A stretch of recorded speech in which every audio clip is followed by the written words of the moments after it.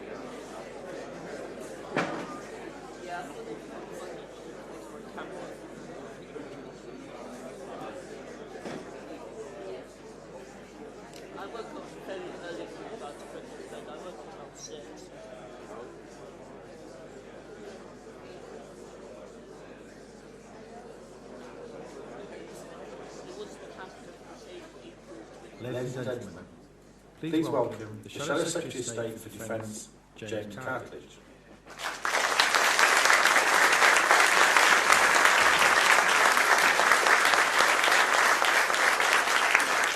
Good morning, everybody, and welcome as we reflect on the most extraordinary week in UK defence policy for many years. And it comes at a time of extraordinary threats. In that context, what a Defence Secretary needs is the backing of their leader where it matters, in sticking by their promises in practice and delivering the cash our armed forces need. Which is why I, as Shadow Defence Secretary, feel incredibly fortunate to have the backing of a leader willing to take the tough decisions to make us stronger and without constant U-turns along the way.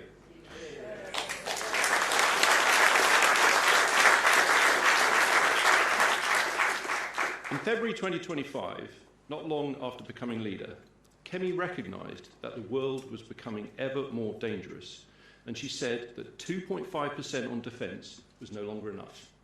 We needed to go to 3%, and to do so this Parliament. So we've started the work finding that cash and have identified around £30 billion extra for defence across a Parliament. £10 billion from civil R&D into defence, so that we can procure for war as it is fought today, with AI, drones and autonomy at the forefront. £11 billion from net zero, to invest in our defence SMEs and ensure they can deliver those drones at the scale required and without relying on China. £8 billion from welfare, including funding to recruit 20,000 more soldiers who, with our Sovereign Defence Fund, would be trained across the board in drone warfare. And whilst maritime drones will transform our Navy, they will still need motherships.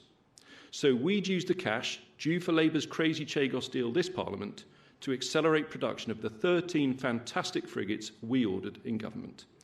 And given this will mean more money for shipbuilding on the Clyde and in Rosyth, it's another big win for Scotland.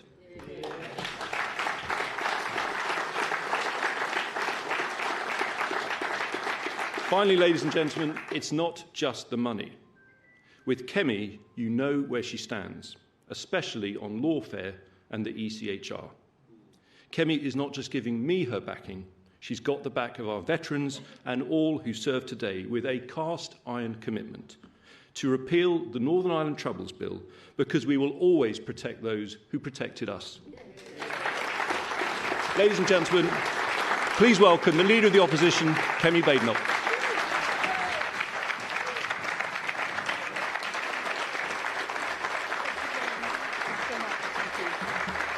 Thank you. Thank you, everybody. Please sit down. Thank you. James, thank you for that introduction. Ladies and gentlemen, these are troubling times. What we saw last week was extraordinary. A defence secretary resigning because the government is failing to keep us safe. We have a lethal combination of three acute and serious issues. Firstly, 10 days ago, the Prime Minister issued a chilling warning based on government intelligence assessment that there could be an attack by Russia on NATO as soon as 2030. Secondly, 5 days ago, the Defence Secretary and his junior minister resigned, criticising the Prime Minister for failing to protect our national security and for not providing the funding that our military needs to keep us all safe. And thirdly, today a crisis of political leadership with Keir Starmer in office but not in power, leading a paralysed government awaiting the result of a by-election and the inevitable leadership challenge. Any one of these three issues would be cause for concern. Taken together, they are a major threat to our national security. We are facing this lethal combination of threats without a plan for our military. The Defence Investment Plan is late. Britain's military has been in limbo for 2 years. The Defence Investment Plan was promised in the autumn of last year. Then it was promised in the spring. It was promised last week. It was promised this week. It's still not here. Back in April, at the London Defence Conference, I explained why Britain needed to rearm, and I said that the failure to publish this plan was a national scandal. The Conservatives have been pressing the government again and again for action, with parliamentary questions, multiple votes, letters to ministers, all led by my Shadow Defence Secretary James Cartledge and his deputy Mark Francois. This plan is supposed to be the blueprint for how the government is going to buy the equipment, weapons and munitions we need. Without it, we cannot rearm Britain. Without it, our military cannot plan effectively. Without it, we are not safe. On Wednesday, at Prime Minister's questions, I asked 6 times about the Defence Investment Plan. The Prime Minister tried to brush it off, saying everything was fine. The next day, his Defence Secretary resigned. Things are not fine. They're not fine. No British Defence Secretary has ever resigned in this way. No Defence Secretary has ever had to write a letter telling the Prime Minister that he has been unable and the Treasury has been unwilling to commit the resources that the nation needs to defend the country at this time of rising threats. No Defence Secretary has ever accused the Prime Minister of leaving Britain naked in the face of a threat of a Russian invasion of NATO territory. John Healey acted honourably. He did. He knows that an attack on any NATO country would mean a war between Russia and the West, a war that our own intelligence assessment says could come in just 4 years. Under Article 5, we would rightly be obliged to enter the conflict to defend the member state that was under attack. If Russia invades NATO, we would be at war with Russia. We have troops on the front line already, in Estonia as part of NATO's forward land forces. And yet the former Defence Secretary warned last week that Keir Starmer's plans will reduce the readiness of our forces and increase the risk to personnel on operations. This is exactly what Conservatives have been saying repeatedly for over a year. And John Healey is not the only one. The Armed Forces Minister, Al Carnes, also gave his own stark warnings. He criticised the government's Northern Ireland Legacy Bill, warning that that bill remains unfit for purpose and it risks failing the very veterans that it claims to protect. He warned that the Defence Investment Plan was both inadequately funded and not transformative enough. And yet, rather than heeding these warnings and changing course, the Prime Minister seems to be burying his head in the sand. This morning, we learned that the Prime Minister is refusing to offer any additional money to fund the Defence Investment Plan. So he is proposing to proceed with the exact funding package that half of his defence team has just resigned over.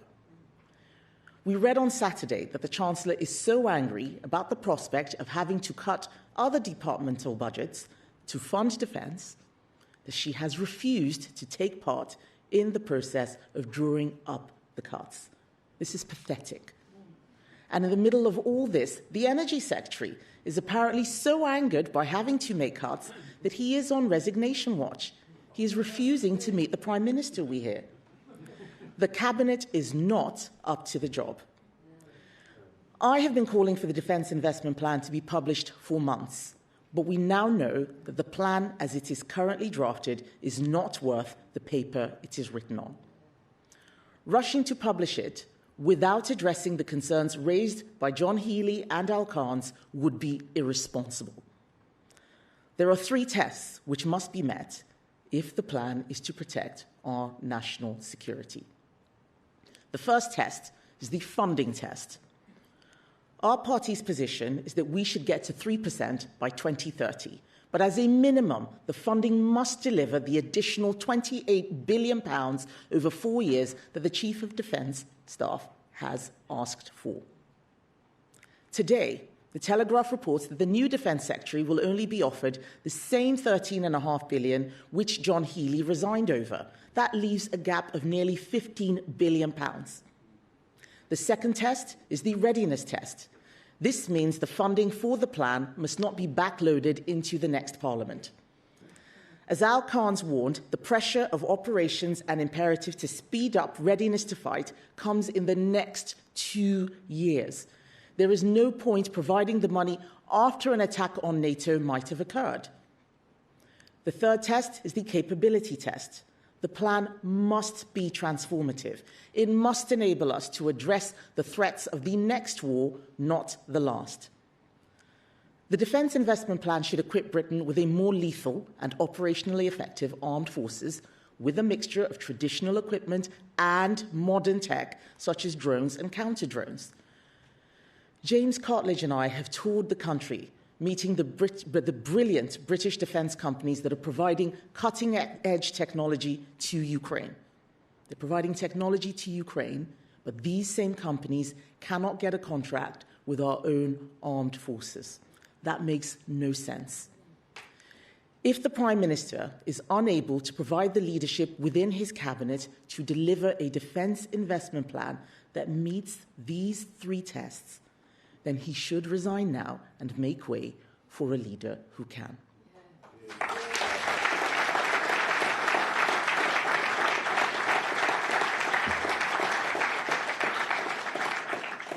What is the solution? It is the same solution I have put to Keir Starmer week after week since February last year, including last Wednesday. It's the solution that even Tony Blair, the authors of the government's own strategic defence review, Lord Robertson, former chief of defence, former Labour Defence Secretary, former NATO Secretary General, a former chief of defence staff, Lord Stirrup, they're all saying the same thing. The solution is to cut the bloated welfare state to fund defence.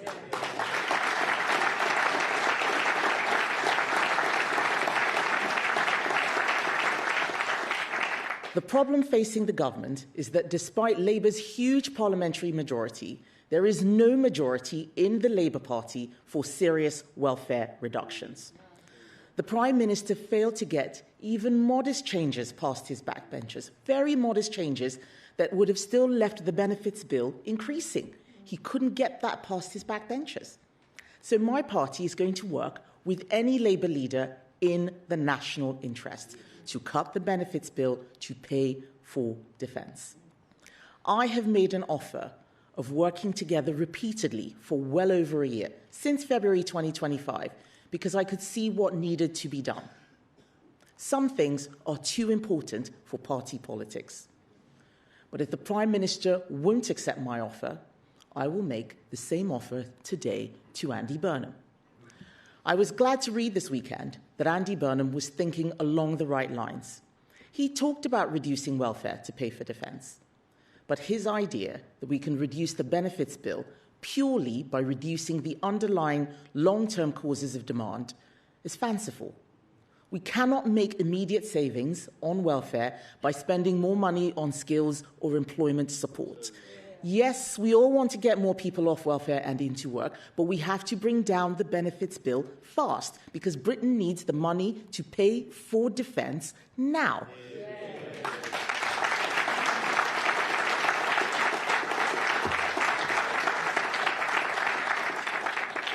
There is no time to waste.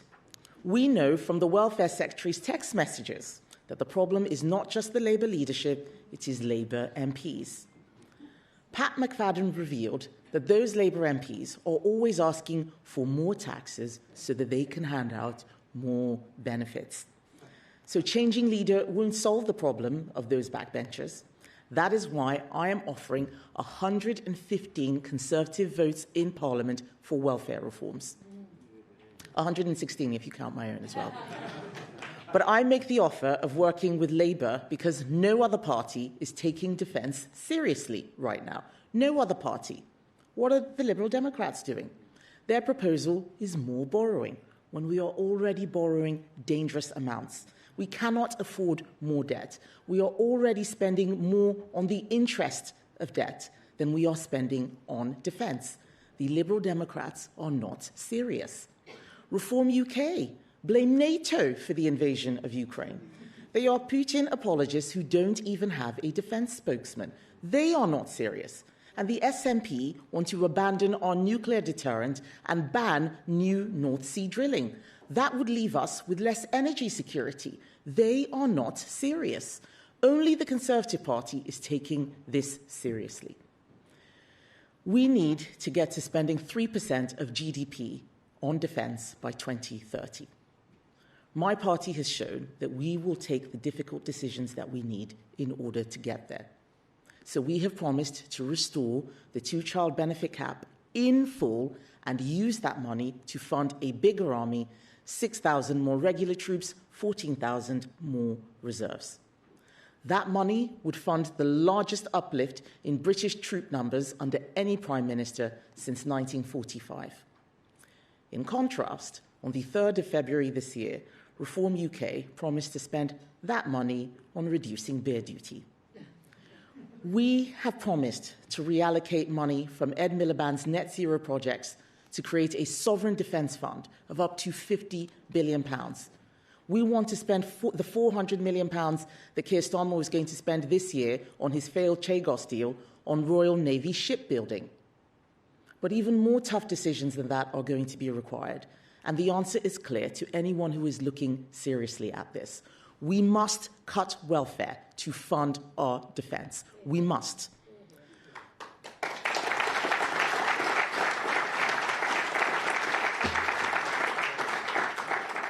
Lord Robertson, who authored Keir Starmer's his government's strategic defence review, said 2 months ago that we cannot defend Britain with an ever-expanding welfare budget.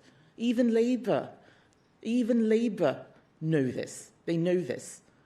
So my party will press ahead with preparing our plans to reform welfare and to reduce the benefits bill. Helen Whately, my Shadow Welfare Secretary, is going to be saying more on that tomorrow. But there is no time to be lost. We cannot wait until the general election and the next Conservative government. That is why I am offering to work together now in the national interest. This is about our national security. Today's world is more dangerous and more threatening than we have known in our lifetimes. Make no mistake, authoritarian states are working day in, day out to destabilize and divide Britain and our allies. Russia's invasion of Ukraine has brought war back to Europe and left Ukraine fighting not just for her own survival, but for the principles of freedom and self-determination on which we all rely. In the Middle East, the Strait of Hormuz has been closed to international shipping for months. And while a peace agreement is of course welcome, we are faced with a United States that is playing by different rules than the ones we are used to. The first duty of government is to keep the country safe. Everything else follows from that. The best way to prevent war is to be so prepared for it that you deter your enemies from ever attacking you. Last year, Keir Starmer promised that defence would be the central organising principle of his government. As his time in office draws to a close, it is clear that it has not been. He has one last chance to be a man of his word.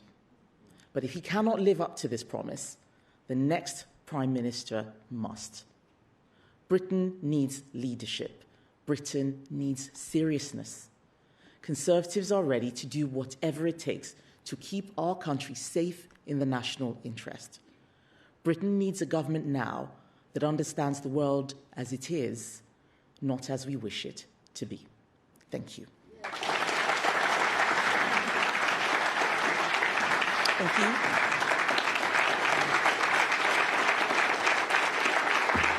Thank you, ladies and gentlemen. Thank you. I'm now going to questions from the media.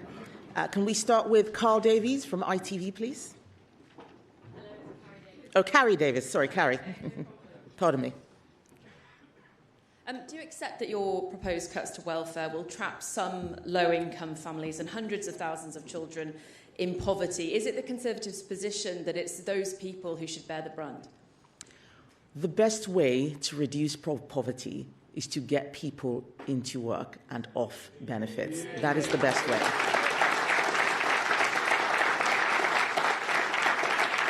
And this is about our national security. Those people who are on welfare are not going to be secure unless we fund our defence. We should not make this argument a false one. We have to look after our country's security above all else. If we don't have that, we do not have a country. Lucy McDade from Sky News, please.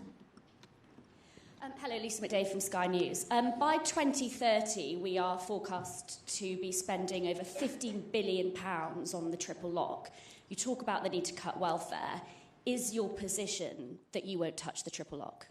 So, Lucy, you know very well that every single time I'm asked this question, I say that the triple lock is not where the issue is. Our welfare bill, we have a welfare plan till 2031. We do not have a defence investment plan for next year. If we get people off welfare and into work, it is a double whammy. We're not paying their benefits and they are paying more tax and helping to grow the economy.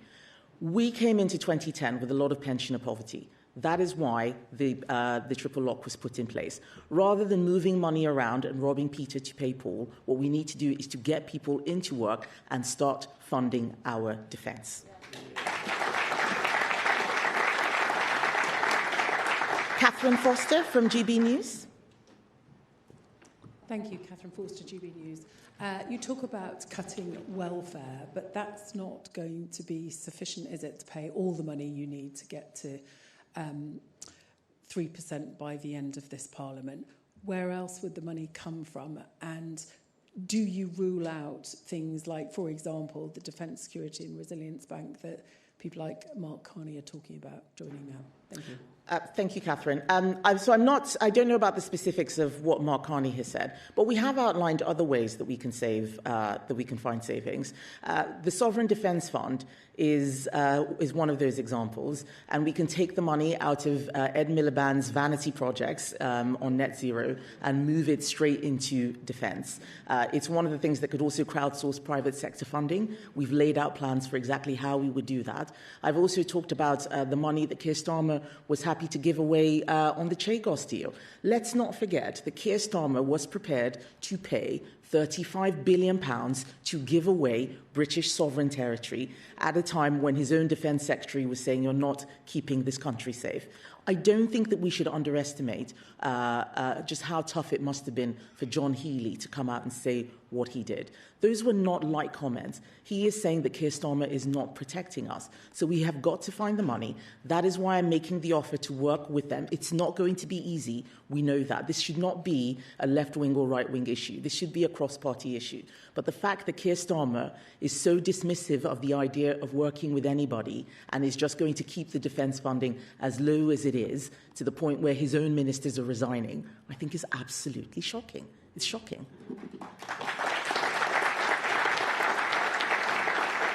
Harry Farley, BBC. Thank you, Harry Farley, BBC News. You stood on a manifesto that promised to reintroduce national service.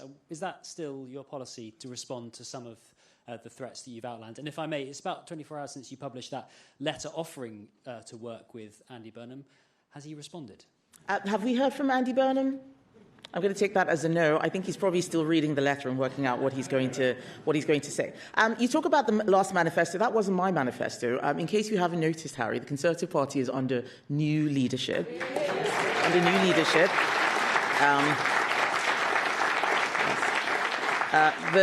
There's going to be a much better manifesto when it's time for the next election, whenever that will be. We are ready. We are focused on the core issues, how we bring down the welfare bill, how we can bring energy costs down, how we are going to fund our defence, how we're going to get employment back up. Unemployment has risen every single month since Labour came into office because they're taxing businesses out of existence. We need to make sure that we are able to grow our economy so that young people can get jobs. They're the ones who are most impacted. That's one of the reasons why I'm talking about the Sovereign Defence Fund, because it will stimulate a lot of investment in the defence industry. Let them hire young people. All of our policies are linked. Our energy policy is linked to our defence policy. That's linked to our welfare policy. That's linked to our growth policy, because you need a systematic response, a system response to the problems the country is facing. That is what Conservatives are doing, while Labour is talking about £4.5 billion for new cycle lanes and walking pathways, something that is just showing that they have not grasped the scale of the threat that we are facing. Ryan Saby, The Sun. Thank you. The government has committed to spending core defence spending, getting that to 3.5% by 2035. Do you have any ambition to bring this forward? And is there also any ambition to reach the levels of Poland at 4% and Estonia 5%? So we need to make sure that we can adequately fund our defence. And those are all ambitions. But if we're not even talking about getting to 3% by the end of this Parliament, then any talk about 3.5% is just not serious.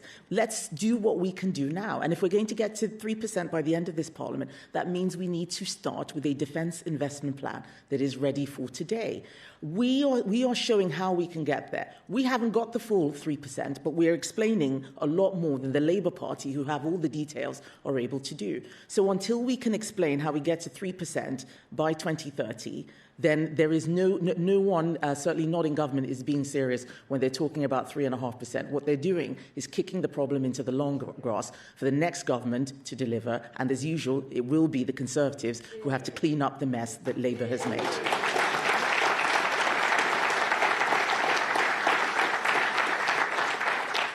Daisy Eastlake from The Times. Thank you. You've offered many times and also today to help Labour to reduce the benefits bill to fund defence, but presumably lending your votes would come with some conditions. Could you outline what your Conservative Party helping Labour might practically look like, and would you set any red lines on welfare reform with the government in exchange for some of those votes? Well, we need to start having those conversations first. When I offered to work with Labour on their welfare reforms, I did set some conditions in. So we're not giving them a blank check on anything. We need to make sure that they are looking at the principles which I outlined in this speech, talking about readiness, talking about capability, not just the funding. So those three tests are where we should start in terms of framing what Labour need to do. Otherwise, they will come up with a fig leaf that looks like they're spending a lot of money when actually they are not. Genevieve Hall-Allen from The Telegraph. Hi, thanks, Kemi. You spoke about the Prime Minister's legacy ahead of, challenging weeks ahead for him. And this morning he's announced a ban on social media for young people. And obviously that's something that the Conservatives have campaigned for and supported. But his critics have said that this is basically a desperate bid for a legacy. And do you agree with that? What do you make with that? And just lastly, if I may, the assisted dying bill is being brought back to Parliament by a second private member's bill this week. What do you make of that? Do you think that was the right thing to do and for Parliament to spend time debating? Thank you. Thank you. So on Keir Starmer's legacy, if an imperfect social media ban is his legacy, I think that says a lot about the Prime Minister. And he would not even be having this ban in place if it wasn't for the Conservatives.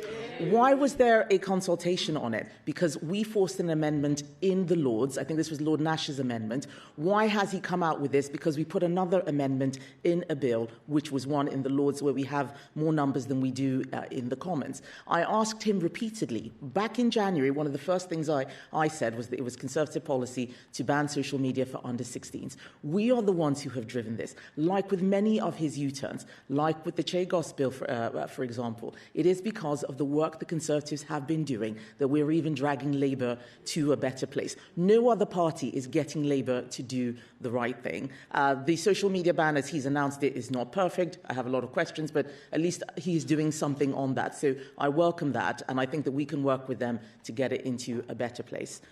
You asked a second question on assisted dying. I think the fact that in the middle of the government collapsing and the Defence Secretary saying that the country is not safe, the fact that Labour MP's priority is to bring forward an assisted suicide bill, which many people said was so bad it did not pass muster. I think this shows what kind of people sit on the Labour backbenches. I've said it is not just the leadership, it is everyone in the Labour Party. They are silly, full of fatuous gimmicks, like the Summer of Sex, which, what's that Labour MP's name? Samantha Niblett was proposing. They don't know how to solve energy. They don't know how to solve defence. They don't know how to create jobs. They don't know anything about business. They don't know how to run the economy or where money comes from. That is why they're bringing bills like this. They're just going to waste the next 3 years, because we will likely have them for the next 3 years, and it's going to be the Conservatives who have to clean up the huge mess which they are making.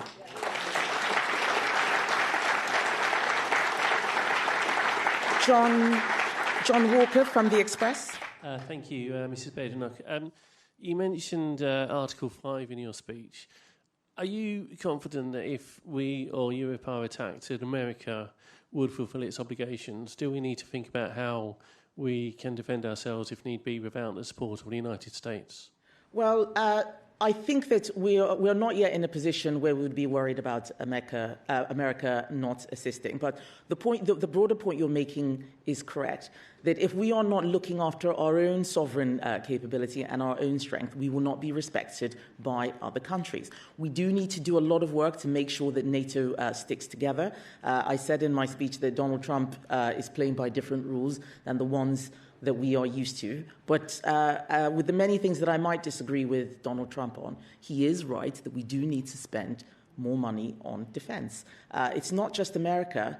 Russia, Iran, China, these are countries that respect strength, not warm words and going to summits. They are not worried about all of these summits that Keir Starmer is attending. What they will be concerned about is showing that we are rearming and tooling up, and that's what the Defence Investment Plan should be doing. We don't have a plan, and that leaves me very worried, because we've been waiting 2 years and we cannot protect our country according to Labour's own defence secretaries. That's what should worry us more than Donald Trump. Lucy Fisher from the FT, please. Oh, Lucy's not here? All right. Christian Calgi from the Mail. Morning, Kemi. Crucial to this new offer, renewed offer to work with Labour to cut welfare to fund defence, will surely be hoping for some help from John Healey and Al Carnes. I was wondering, have you spoken to them? Have you approached them? Have you got back channels available to you on that front? And on a separate note, there was a bit of a row last week regarding potentially working with Reform. You dismissed it using words I won't say at this time in the morning. But that was specifically talking about a sort of pre-election pact. Can you talk about post-election and whether you would be willing to work with Reform to shut out a hard left government? Okay. So on the first question about Al Carnes and John Healey, no, I haven't spoken to them. I do think some Conservative MPs have spoken to at least one of them privately, but those are private discussions. I'm not privy to that. I don't know what plans either of them is making. I wouldn't be surprised if Al Carnes is launching a leadership bid very soon. I don't want to be cynical, but he's not afraid of getting in front of a camera, is he? On the second question, I think when I was asked the question about post or pre-election pact, the answer was no, no, no, no, no, no, no, no, no, no, no. I don't know why some people don't understand no or don't want to take no for an answer, but that is my answer to Reform, no, no.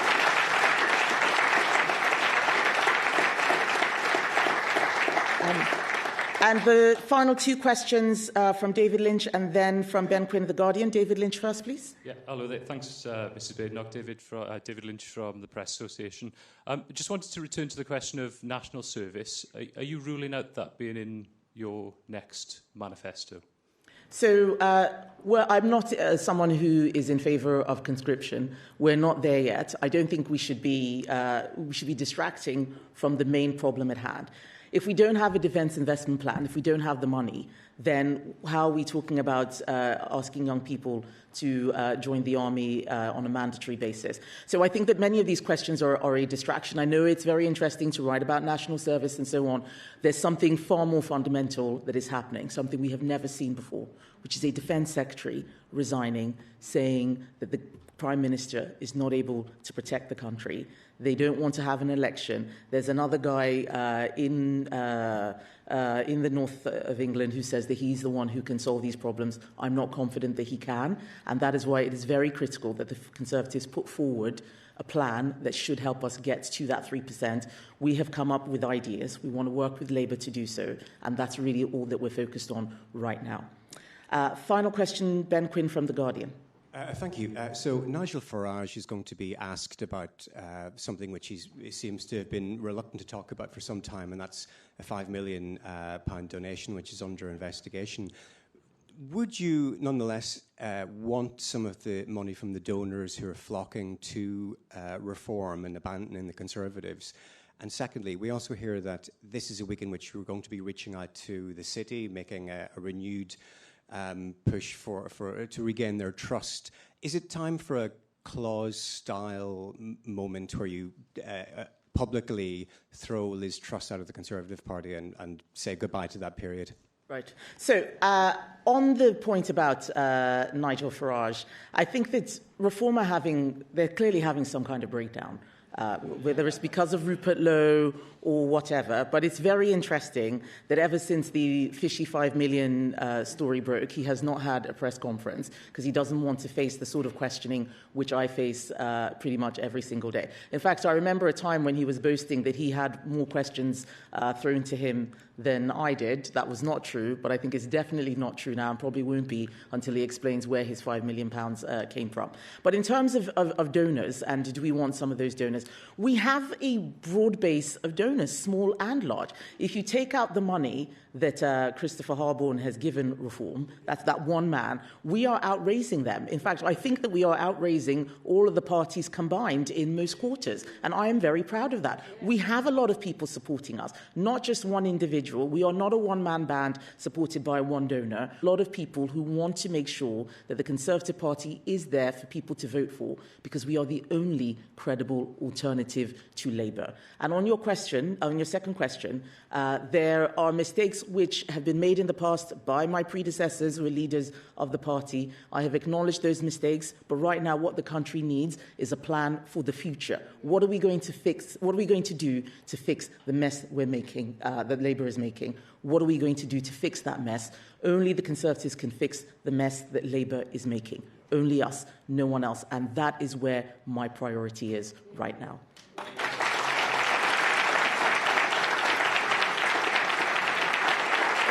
Thank you very much, ladies and gentlemen. Thank you.